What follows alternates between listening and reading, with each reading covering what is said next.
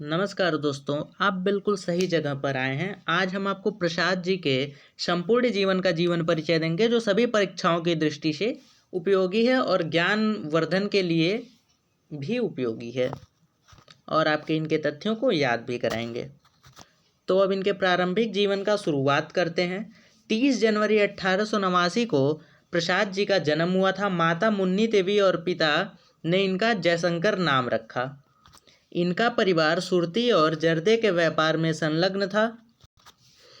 बचपन में इनका नाम झारखंडी था।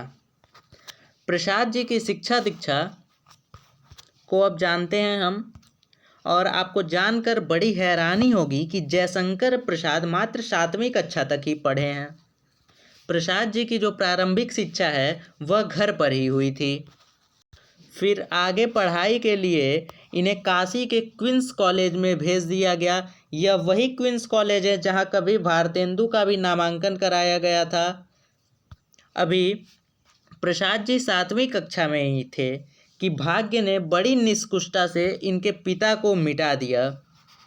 1900 ईस्वी में पिता बाबू देवी की मृत्यु के बाद बड़े भाई शंभू रत्न जी ने उनको शिक्षा की व्यवस्था घर पर ही कर दी।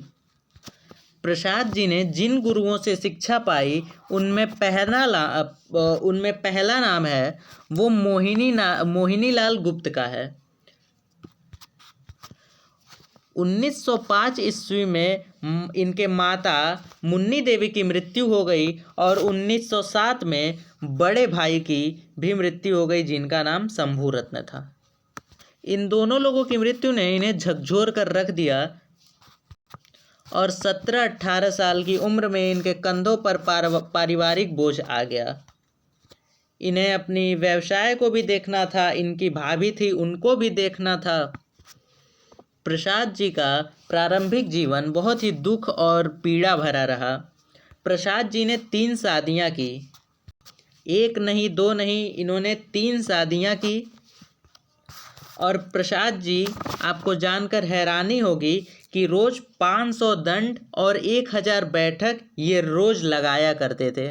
और ये शतरंज के भी बहुत शौकीन थे, और ये भोजन बनाने में भी निपुण थे। इनके चेहरे पर एक हमेशा मृदु मुस्कान खिली रहती थी। ये अपने मित्रों सहपाठी से भी बहुत ही खुशमिजाज रहते थे। इनका पहला विवाह 20 वर्ष की उम्र में ही हो गया था। 1909 ईस्वी में विंध्यवासिनी देवी के साथ हुआ था, जो कि 1916 ईस्वी में क्षय रोग से पीड़ित होने के कारण विंध्यवासिनी जी की मृत्यु हो गई थी। 1917 में इन्होंने दूसरा विवाह किया, पर उसी क्षय रोग की आंधी ने इन्हें भी बुझा दिया। 1917 में इन्होंने दूसरा विवाह सरस्वती देवी के साथ किया, परंतु 1919 में सरस्वती देवी की भी मृत्यु हो गई। सरस्वती देवी की मृत्यु के बाद इन्होंने विवाह न करने का निर्णय लिया, परंतु ये अपने मित्रों और भाभी के बहुत दबाव डालने पर इन्होंने 1921 ईस्वी में जयशंकर प्रसाद ने कमला देवी से तीसरा विवाह किया। कमला देवी से उन्हें एक पुत्र रत्न शंकर की प्राप्ति हुई, और ये उनके जीवन का बहुत ही अच्छा पल था। अब हम जयशंकर प्रसाद जी की कुछ रचनाओं को देखते हैं। इनके रचना के बिना इनकी जीवनी अधूरी है। इनकी पहली प्रकाशित कविता सावन पंचक है, जो कि 1906 ईस्वी में भारतेंदु पत्रिका में दिया गया था, और इन्होंने कलाधर के नाम से उसे दिया था।